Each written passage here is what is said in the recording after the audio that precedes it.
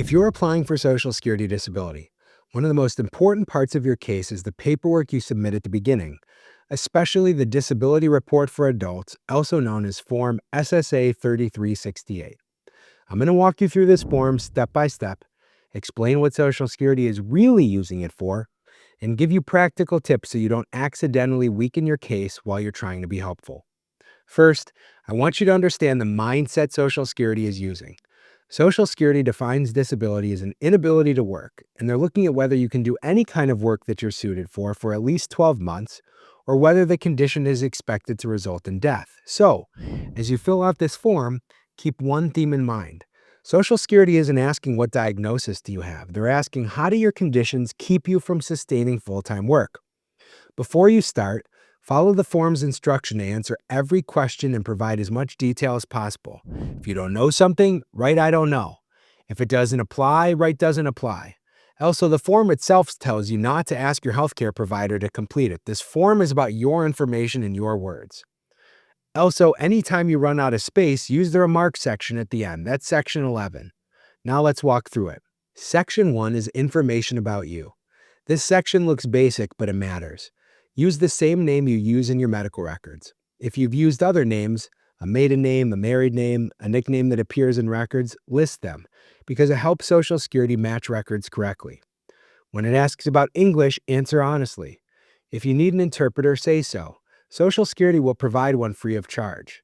Literacy and language ability can matter for how the system evaluates work options, so don't power through this section if it isn't accurate. Section 2, Contacts. Social Security asks for the names of 2 people they can contact who know about your conditions and can help reach you. Choose people who will reliably answer calls, know you well, and won't accidentally minimize what you're dealing with. A spouse, adult child, a close friend, or someone who helps you day to day is often best. This is also a practical safeguard. If Social Security can't reach you, your claim can stall. Section 3, Medical Information. This is where many people unintentionally weaken their case. In Section 3A, it says, separately list each physical or mental condition that limits your ability to work. That phrase, limits your ability to work, is the key. Don't list every minor issue you've ever had. List the conditions that actually cause functional problems. Pain, fatigue, weakness, shortness of breath, cognitive issues, mood instability, seizures, migraines, GI urgency, and anything else that truly affects workability. If you have cancer, include type and stage because the form asks for that specifically. Height and weight. Be accurate. Don't guess wildly. If you don't know, check your most recent visit summary or patient portal. Section 4, Work Activity. This section can make or break a case early. It asks if you're currently working, never worked, or stopped working. Answer carefully and consistently with what you've told us. If you stopped working, it asks when you stopped and why. Here's the tip. Even if you were laid off or the job ended for another reason, the form still asks when your conditions became severe enough to keep you from working. That's your disability onset concept. Think about when you became unable to sustain full-time work, not when symptoms first began. If you're working now, there are questions about changes in duties, hours, or pay. Be honest. If you're working with reduced hours, extra breaks, special help, or you're barely hanging on, that information matters. And pay attention to the earnings question. The form uses a monthly dollar amount and says don't count sick leave, vacation, or disability pay. Even if you're under that number, work activity can still complicate a case, so accuracy is critical. Section 5, Education, Training, and Literacy. This section affects what Social Security believes you could do for other work. List the highest level completed and where. If you were in special education, answer that honestly. Then it asks about specialized training and literacy in your day-to-day written language. Don't overstate your skills. Many clients unintentionally make themselves sound more vocationally flexible than they really are. Section 6, Work History. This is one of the most important sections on the entire form. First, it asks if you had a job in the 5 years before you became unable to work due to your medical conditions, and it asks you to list them. This is where classification happens. Job title alone doesn't matter nearly as much as what you actually did. If you had more than one job, the form says Social Security may contact you for more information and instructs you not to answer the single job detail questions. Follow that instruction. If you only had one job, you'll complete 6B through 6D. In 6B1, You're asked to describe tasks in detail. This is where you should describe the real workday, not the ideal job description. Include what you lifted, how fast the pace was, whether you were on your feet, whether you dealt with customers, whether you worked with production quotas, and what made the job hard. Then 6B2 asks about reports and writing. Don't oversell. If it was basic checklists or simple entries, say that. 6B3 asks about supervising others. Be careful here. Trained a new person for 2 shifts is not the same as ongoing supervision. If you aren't truly responsible for evaluating, disciplining, scheduling, or managing, don't describe it like you were. 6B4 asks about machines, tools, and equipment. Again, accuracy matters because it can affect skill level. 6B5 asks about interaction with coworkers and the public. If you interacted constantly, say so. If you mostly worked alone, say that as well. This detail can be extremely important. Now, 6C is the physical demands table. This is where people commonly understate how physical their work was. Don't guess. Think through an actual shift. If you stood for most of the day, write that. If you alternated standing and walking, capture that as well. And make sure that the combined sitting, standing, walking equals your hours per day because the form explicitly says that they should add up. When it asks about lifting and carrying, include heaviest weight and frequent weight. This is a major classification factor. Describe what you lifted, how far you carried it, and how often, just like the form requests. Finally, it asks about exposures like heat, cold, hazards, noise, vibrations, and other.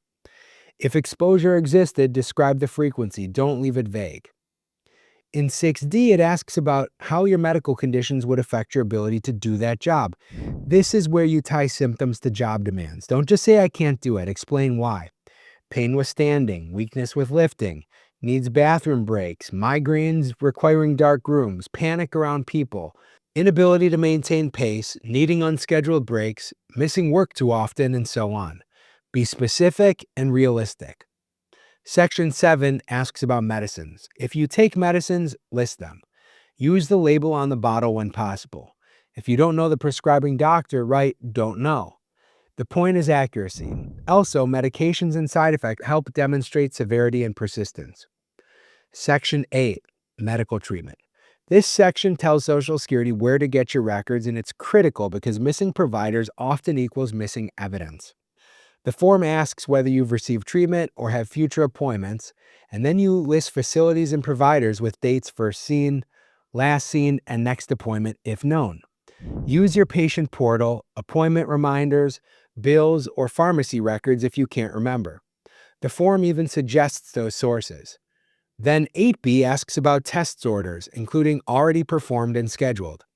List the test, who ordered it, and the month and year. If you can't remember exact dates, the form tells you to provide the closest you can remember. Section 9, other medical information.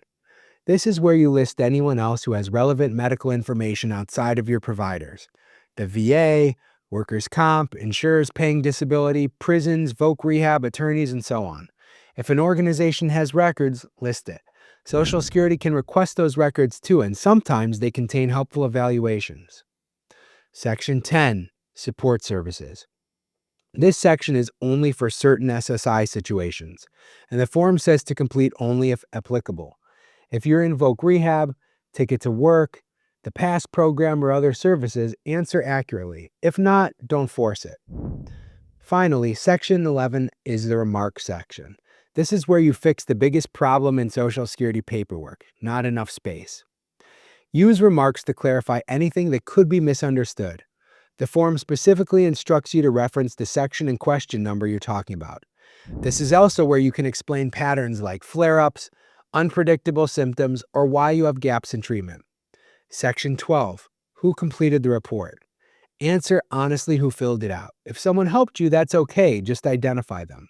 Now, before I close, here are the guiding rules that I want you to remember while completing this report. Be accurate and don't guess. If you don't know, write I don't know. Be consistent with your medical records and what you've told our office. Focus on functional limitations and work impact, not just diagnoses. And when something needs explanation, use the remarks section so nothing important gets lost. If you complete this form carefully, you're helping build the foundation of your case. If you rush it or minimize it, you can unintentionally give Social Security an incomplete picture that's hard to fix later. Most importantly, when you're done filling out the form, do not send it directly back to Social Security.